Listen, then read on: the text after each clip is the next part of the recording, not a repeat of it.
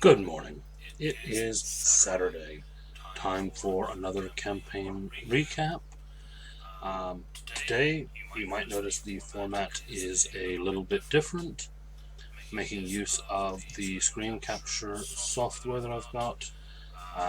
So now you'll actually be able to see some of the things I'm talking about instead of just hearing me talking about them.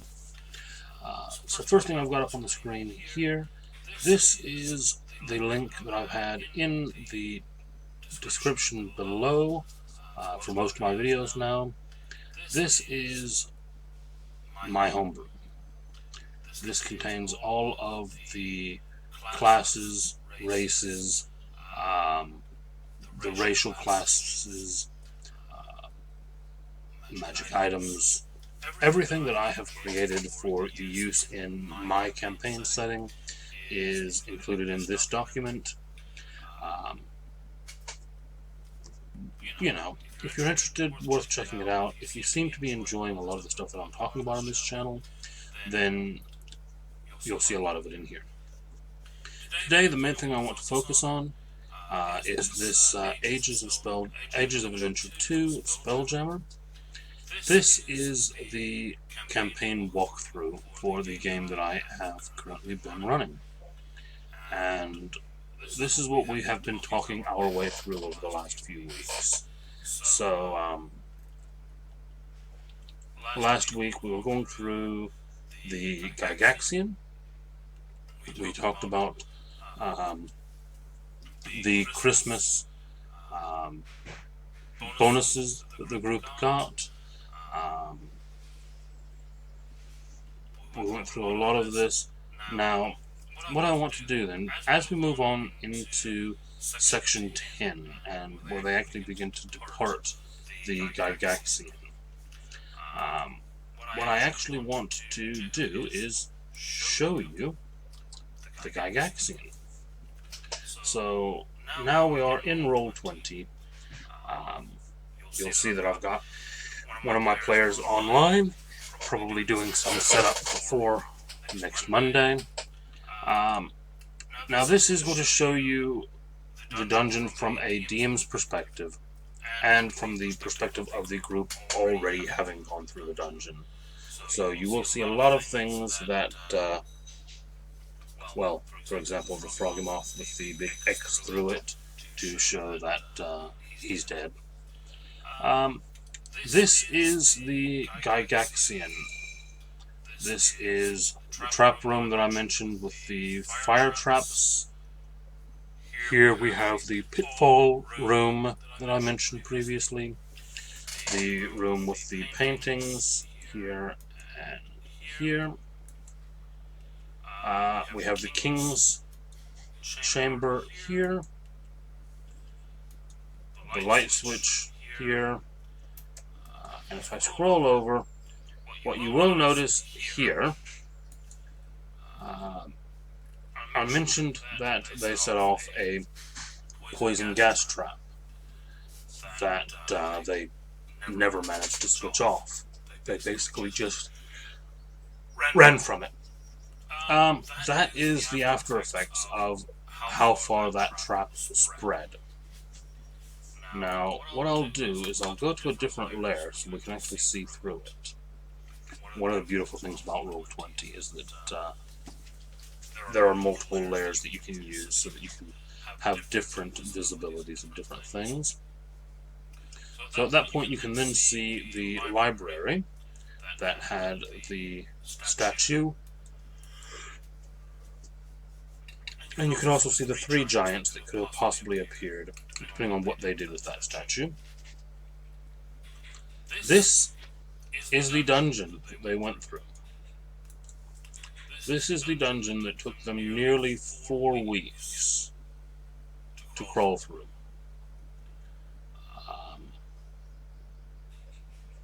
Now, before we talk about what happens as they leave the Gygaxian, I kind of have a confession to make. Because you see, this is the Gygaxian as they went through it. And originally, I had thought this would take them about a session to go through. It ended up taking them 4, going into the 5th. That is why, if we scroll over here through my maps, that's why we didn't continue with the Gygaxian. Originally, I had 4 levels.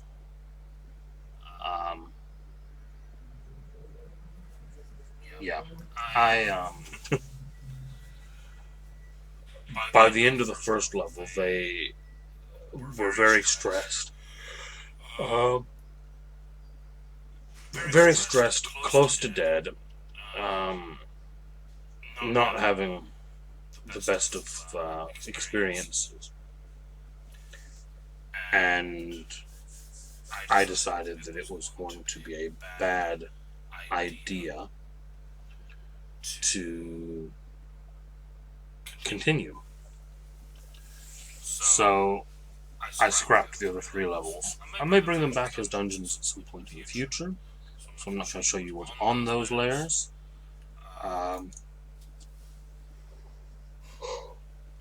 But yeah, we left those behind. Now, bringing this back over then, departing the Gygaxian. This is the game session that we had, as you can see, January 2nd, so just after New Year. Now, at this point, they have managed to go through the dungeon. They have managed to find the items which they needed: the crown, the shield, the stone, and the statue. They place these onto the 4 pillars and watch as the runes on the door begin to glow. Even before the door opens at this point, they hear that voice. Sanshara. The guy who brought them in here, the guy who seemingly has been puppet mastering them all along the steps of their journey so far. And as the door opens, they see him sitting and sipping tea with King Andrew. And talking about the group as if they've just been watching them going through this dungeon.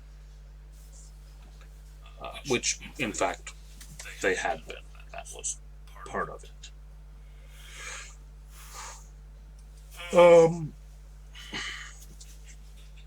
They then have it explained to them that the Gygaxian was actually a test to see what their skills were like. They did okay.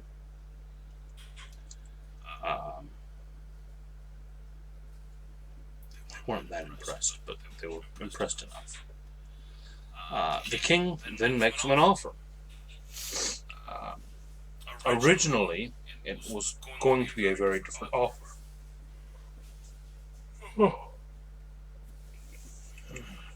It's early on Saturday. Originally, had things gone as planned, they would have been sent away in the Spelljammer to seek the Spelljammer. That was the original plan.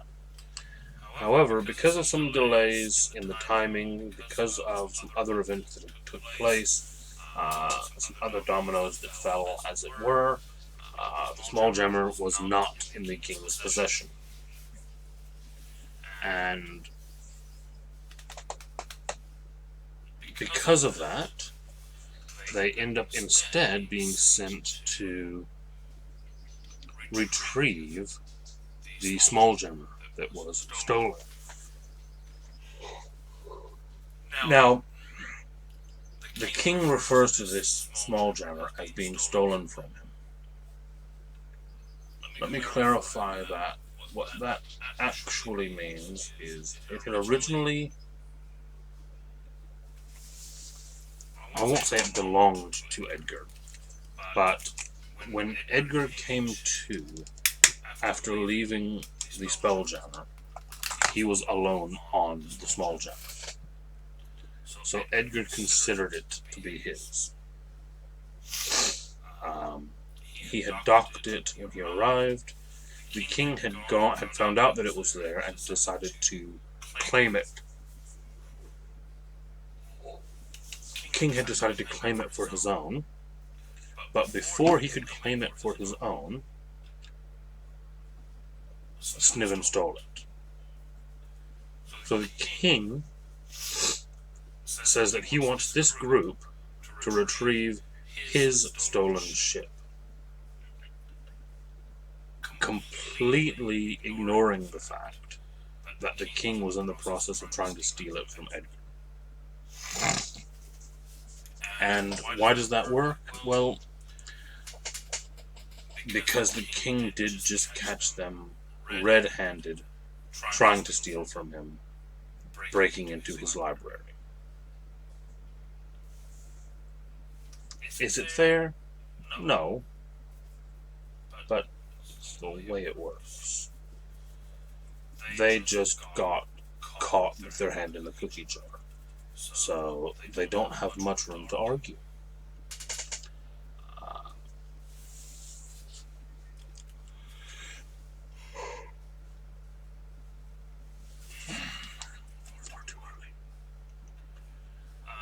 The king then informs them that he believes from his intelligence that the small gemmers headed towards Rhyme, and that Samshara has offered to provide an item which will grant their ship much faster passage towards the Sphere of Ash, which is along the way. Now, just for reference, if I go ahead and go back to my table of content, I have in there this map. Now, this is not my map. It is part of the Orpheus web, which has a lot of Spelljammer setting material. So just to give you an idea of what we're looking at, the Rock of Brawl, where they are, is situated just at the edge of gray space, just over here where my mouse pointer is currently. The magic item that Samshara is giving them is going to get them quickly to Ash, which is over here. At which point their plan is to race upwards through Way, through Solstice, and into Rhyme, which is the ship's final destination. Now, they're not sure which path the small jammer is taking, but with this magic item, they're fairly certain that they can cut it off, because it's either going to have to go down and against the flow this way, or go the long way with the flow.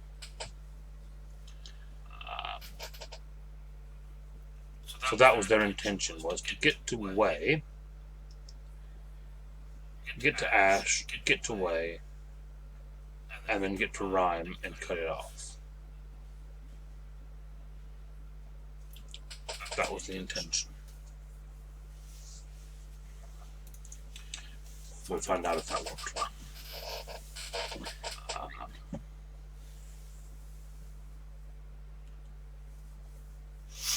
Now, of course, before they leave, they decide to try their luck. Why not? So, since they're now going to be working for the king, they decide to ask him for information, for books that will help them.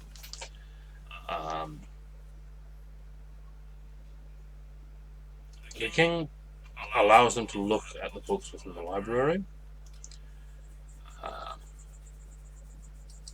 after which they are dismissed and they return to their ship, where they find their crew roaring drunk and passed out on deck, only to discover that the crew had had a delivery while they were away and had enjoyed it without them.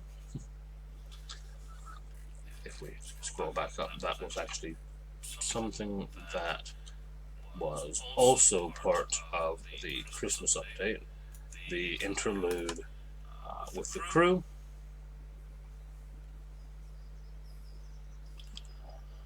No, sorry, here we go. The player's narrative. That's the one.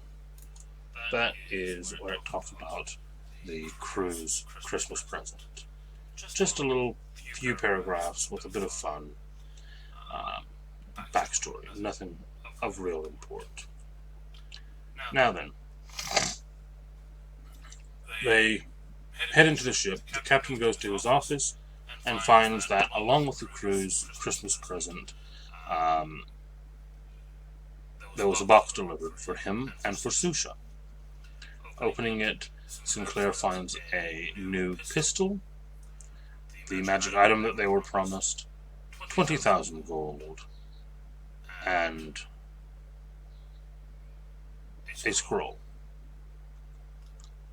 Now, what was not shared with the group at this time, which came to light later on, but since Sinclair knew it at this point, and Susha knew it at this point, I'll go ahead and let you know.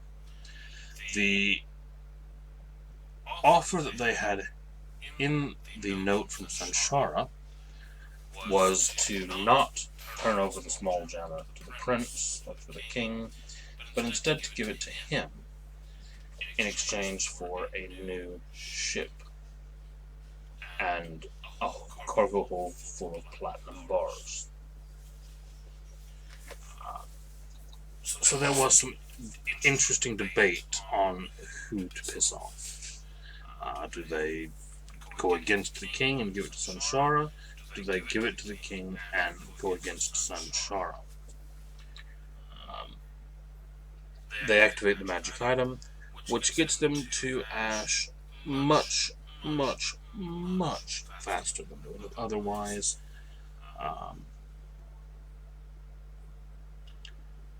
They do a bit of crafting, a bit of tinkering while they are on their way. When they get there, there are 3 ports that they could possibly stop at or go to resupply, to get information, to chat, to find out what's been going on. There's the Federated Docks of the Wondrous Trade Federation of the Arcane. Quite a mouthful. There's the Noble Dwarven Miners Guild dock, or there is an unnamed port on a small asteroid, which local knowledge tells them seems to be quite rough. Wanting to avoid the Arcane because he's an enemy of Sanshara's, and not wanting to deal with the dwarves, they dock at the unnamed port.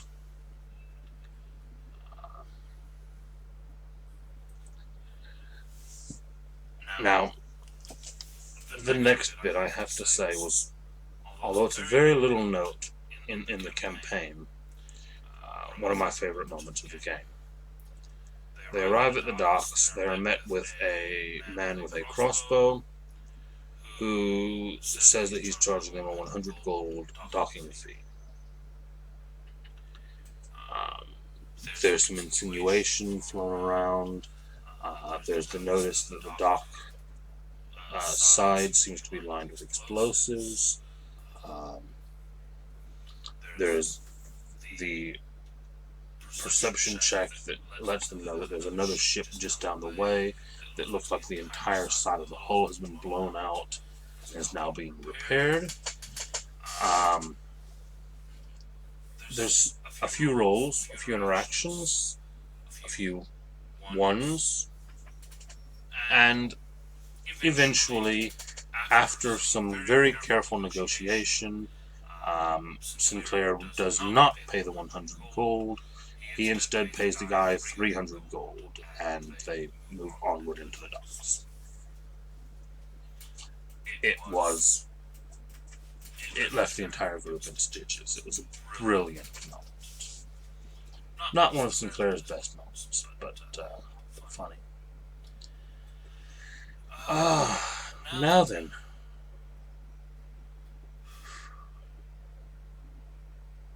session 11, we'll go ahead and do one more this morning. On the 9th, they entered the unnamed port. They spoke to one of the residents, a one-legged ogre. They get a little bit of information about the major gangs that are present in the port. They journey to the supply store, meet a dark elf, purchase some basic foodstuffs. They make a few hints that they're looking for more than just foodstuffs, and they see as the dark elf steps into the back, another almost identical dark elf steps out of the back and begins talking with them about other purchases. Sinclair is given a contract with a member of the Eyes, one of the local gangs. He pays 2,000 gold initially and 750 gold per day for the Eyes to keep watch on all three of the ports within Ash, and upon seeing the Fae meeting Sinclair's description, i.e. Sniven, they will contact Sinclair via a messaging spell, which will reach him anywhere within the sphere. Now, this turns out to be a complete waste of money. A, because if you look at the map, Sniven has no reason to ever pass through Ash. It just...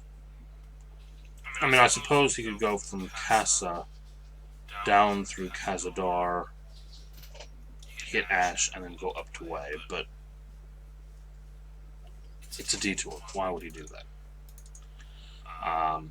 And also in part because the spell will reach him anywhere within Ash, and then within a day they leave the sphere. Not the best of plans, but oh well.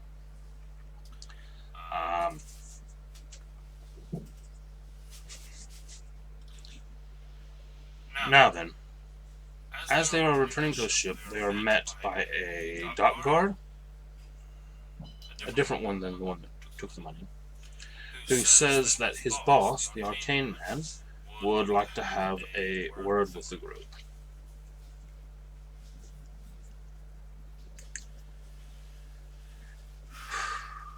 The Arcane Man.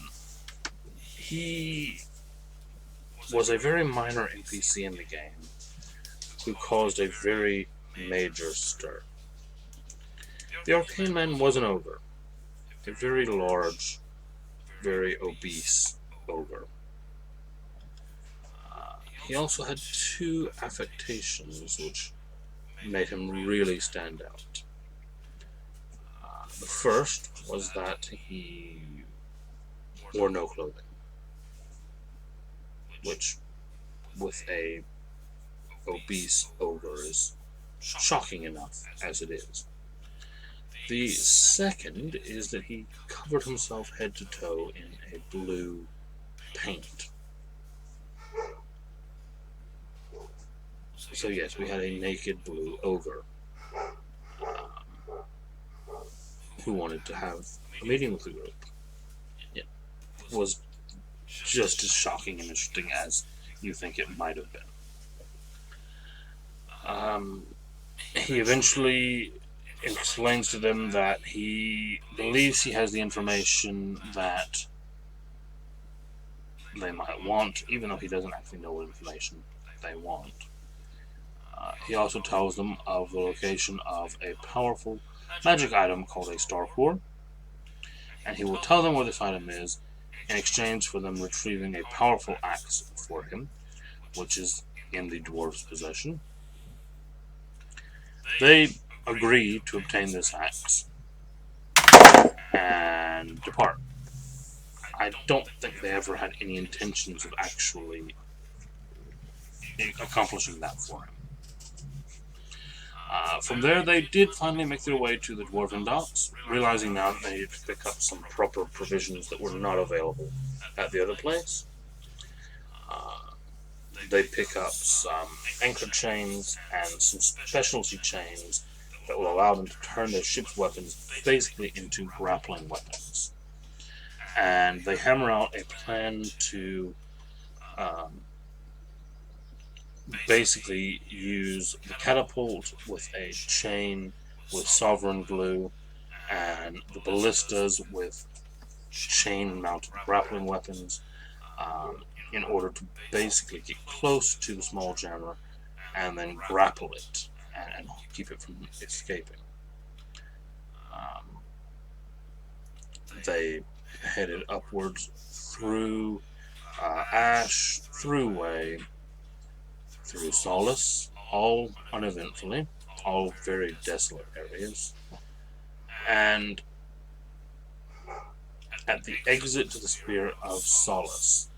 So bear in mind, they knew that he was going to rhyme, so they set their trap at the exit to the Spear of Solace. Now, Solace is a very tiny sphere.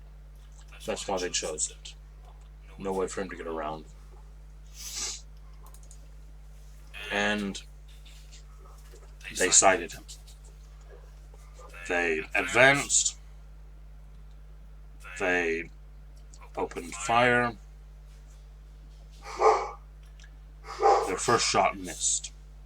The second and third, however, struck, grappled the small jammer, but in the process, what they did not take into account with the grappling was the effect of grapples on a ship in a three-dimensional floating space. So as the grapples hit and altered the course of the small jammer began to orbit their ship, which then caused their ship to begin to twist, which then caused almost all of them to be sick to their stomachs because of the lurching, twisting motion. They then realized that the small jammer was still rotating around them quicker than they were rotating, which meant that it was being pulled closer and closer to them as the chain shortened. And we ended the session on the cliffhanger just as the small jammer was about to crash into the side of their ship. And on that, I'm going to go ahead and end today's video as well. Hopefully you've enjoyed the new format, being able to actually see the notes that I'm referring to as I'm speaking.